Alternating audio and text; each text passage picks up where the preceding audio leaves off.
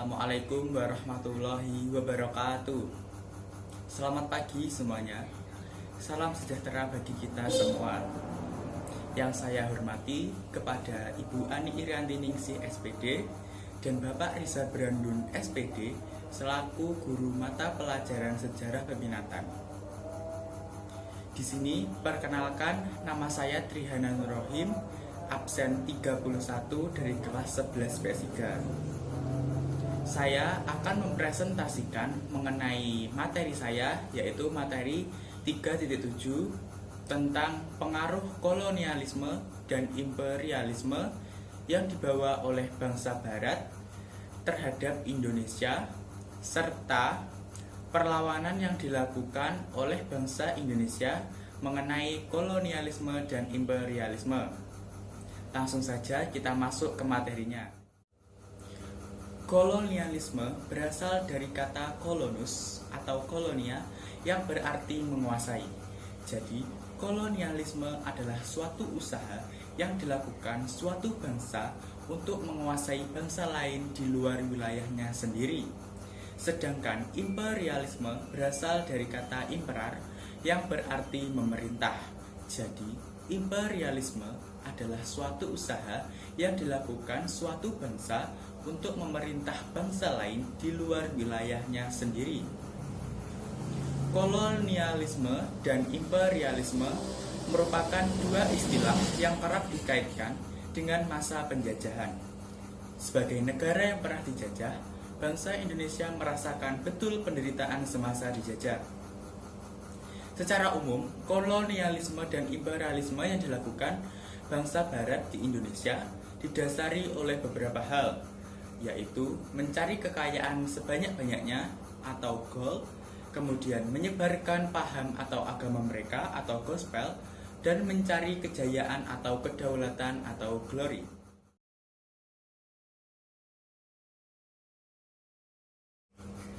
Kemudian, pengaruh kolonialisme dan imperialisme bagi bangsa Indonesia di berbagai bidang. Yang pertama, di bidang politik. Salah satu dampaknya yaitu runtuhnya kekuasaan politik pribumi. Pemerintah kolonial juga melaksanakan sistem politik adu domba atau divide et impera yang digunakan untuk memecah belah dan memperlemah kekuatan Indonesia. Pemerintah kolonial Belanda mulai merombak struktur birokrasi di Indonesia setelah pemerintah kerajaan Belanda memberlakukan konstitusi baru pada tahun 1848.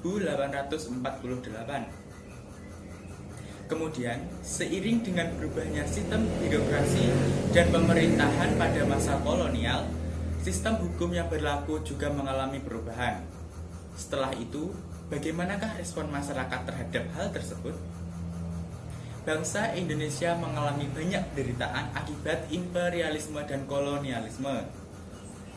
Kemudian, banyak bermunculan organisasi pergerakan nasional yang berusaha untuk memperbaiki keadaan rakyat. Contohnya seperti Budi Utami, Industri Partai dan PNI, dan lain sebagainya. Kemudian di bidang ekonomi, terlihat dalam penetapan berbagai atau beberapa kebijakan perekonomian yang sangat menyengsarakan rakyat berbumi dan mengakibatkan pendapatan rakyat berbumi berkurang, sehingga banyak rakyat yang kesulitan mendapatkan bahan makanan. Pemerintah kolonial menetapkan beberapa kebijakan dalam hal perekonomian, di antaranya sistem tanam paksa yang mewajibkan petani untuk mengolah tanahnya sesuai kebijakan pemerintah kolonial. Kemudian, perekonomian masyarakat berbumi mengalami masa-masa suram karena terjadi berbagai eksploitasi dan pemerasan tenaga rakyat guna mencukupi kebutuhan pemerintah kolonial. Kemudian di bidang sosial. Dalam bidang sosial, pemerintah kolonial membentuk Industri Scaling atau IS yang mengatur adanya stratifikasi sosial dalam masyarakat Indonesia. Penduduk Indonesia dibedakan menjadi beberapa golongan. Contohnya sebagai berikut. Yang pertama, golongan Eropa. Yang kedua, golongan Indo dan Timur asing. Yang tiga, golongan pribumi atau bumi putra. Kemudian, respon masyarakat muncul berbagai bentuk protes seperti protes yang dilakukan oleh rakyat dan petani, gerakan Ratu Adil, dan gerakan keagamaan. Selanjutnya di bidang budaya. Pengaruh budaya barat yang diterima oleh masyarakat pribumi seringkali disebut dengan westernisasi. Proses ini berupa masuknya budaya-budaya barat dalam tradisi lokal. Proses westernisasi secara tidak langsung mulai berkembang dan dari cara pakaian, pemakaian bahasa, cara pergaulan, dan lain-lain. Tradisi yang dimiliki oleh bangsa Indonesia seperti upacara dan tata cara yang berlaku dalam lingkungan istana semakin pudar, bahkan cenderung dihilangkan. Tradisi tersebut secara perlahan digantikan oleh tradisi pemerintah Belanda. Respon masyarakat Indonesia seperti Belanda banyak memberikan pengaruh dalam budaya saat terjadinya kolonialisme di Indonesia. Kemudian dampak di bidang agama. Pemerintah Belanda sangat membatasi kegiatan keagamaan. Kepentingan masyarakat Muslim Indonesia untuk menunaikan ibadah haji sangat dibatasi karena dianggap sebagai cikal bakal munculnya tokoh-tokoh Muslim yang radikal. Selain itu, dampak dari kolonialisme dan imperialisme yaitu masuknya agama Kristen, Protestan, dan Katolik yang disebarkan oleh bangsa Barat. Kemudian, masyarakat merasa sistem kepercayaan atau keagamaannya mulai merasa terancam, dan banyak pula kaum penguasa pribumi merasa khawatir. Selanjutnya di bidang pendidikan. Pemerintah kolonial berhasil memanfaatkan rakyat kita untuk dijadikan pegawai administrasi yang terdidik, terampil, namun dihargai dengan murah. Secara pendidikan formal, Belanda menyusun kurikulum pengajarannya sendiri sampai abad ke-19.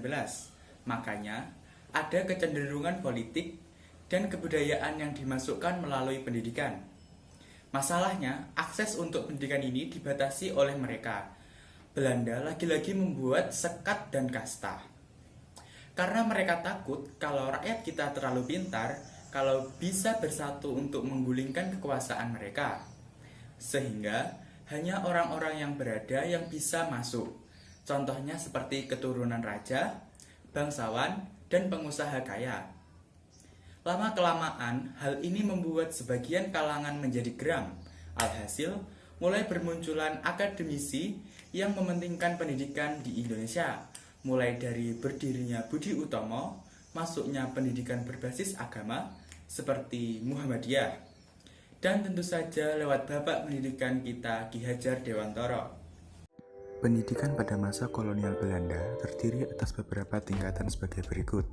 A. Pendidikan dasar, seperti ELS atau Europe Lager School, dan sekolah kelas 2 untuk golongan Indonesia asli kelas bawah. B. Pendidikan tingkat menengah, seperti HBS atau Harga-Burger School, dan sekolah kejuruan, seperti Kweekschoolen.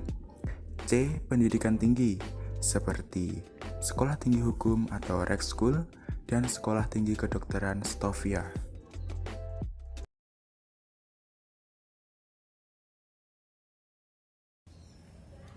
Kemudian, bangsa Indonesia melakukan perlawanan terhadap kolonialisme dan imperialisme. Yang pertama, perlawanan rakyat Indonesia terhadap Portugis. Bagi menjadi A. Perlawanan rakyat Ternate. Rakyat Ternate yang dipimpin oleh Sultan Hairun bersatu dengan Dijore melawan Portugis, sehingga Portugis dapat didesak. Pada tahun 1565, rakyat Ternate bangkit kembali di bawah pimpinan Sultan Hairun. Beliau dengan tegas menentang usaha Portugis untuk melakukan monopoli perdagangan di Ternate. B. Perlawanan rakyat Demak. Pada masa pemerintahannya, Demak memiliki peranan penting dalam penyebaran agama Islam, khususnya di Pulau Jawa, karena Demak berhasil menggantikan peranan Malaka setelah Malaka jatuh ke tangan Portugis pada tahun 1511. C. Perlawanan rakyat Aceh. Ada berbagai cara yang dilakukan oleh Kesultanan Aceh untuk melumpuhkan kekuatan bangsa Portugis. Salah satunya dengan cara memblokade perdagangan. Pemblokadean perdagangan yang dimaksud adalah dengan cara melarang rakyat Aceh untuk menjual lada dan timah kepada bangsa Portugis. Selanjutnya, perlawanan rakyat Indonesia terhadap Belanda. A. Perlawanan Kerajaan Banten. Pada tahun 1656, VOC menerapkan perjanjian monopoli yang merugikan Banten. Negeri kincir angin tersebut hendak menguasai lada dan rempah-rempah lainnya. Namun, Sultan Ageng Tirtayasa menolak perjanjian tersebut dan berusaha melawan pendudukan VOC. Untuk menyingkirkan Tirtayasa, Belanda pun bersekutu dengan Sultan Haji, yaitu putra Tirtayasa. Karena dikepung, Tirtayasa pun kabur dengan putranya, Sultan Purbaya. Pada tahun 1683, Tirtayasa ditangkap oleh Belanda dan disandra di Batavia hingga akhir hayatnya. B. Perlawanan Padri. Gerakan kaum Padri sudah ada sejak awal abad ke-19 yang bertujuan untuk memurnikan Islam dari praktik-praktik sinkretisme, yaitu adat istiadat setempat yang justru bertentangan dengan ajaran Islam. Dalam periode 1821 sampai 1825, semangat perang kaum Padri makin meningkat karena tujuan perang mereka tidak semata-mata untuk mematahkan kekuasaan kaum adat. Kemudian, untuk mematahkan perlawanan kaum Padri, pihak Belanda menutup daerah pesisir barat dan timur Sumatera yang merupakan pintu gerbang perdagangan Minangkabau. C. Perlawanan Patimura.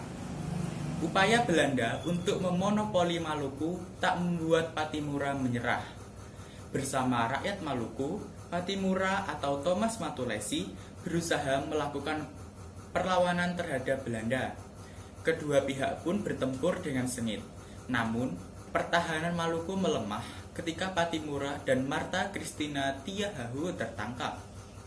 Perlawanan yang dilakukan rakyat Indonesia terhadap Belanda tidak hanya itu. Masih banyak seperti perlawanan Sultan Ageng Hanyokrokusumo atau Kesultanan Maratam, perlawanan Sultan Hasanuddin, perlawanan Diponegoro, perlawanan rakyat Kalimantan, dan lain sebagainya. Sekian presentasi yang dapat saya sampaikan. Bila ada kekurangan maupun kesalahan kata, saya mohon maaf sebesar-besarnya. Semoga materi saya kali ini dapat bermanfaat bagi semuanya. Sekian, wassalamualaikum warahmatullahi wabarakatuh.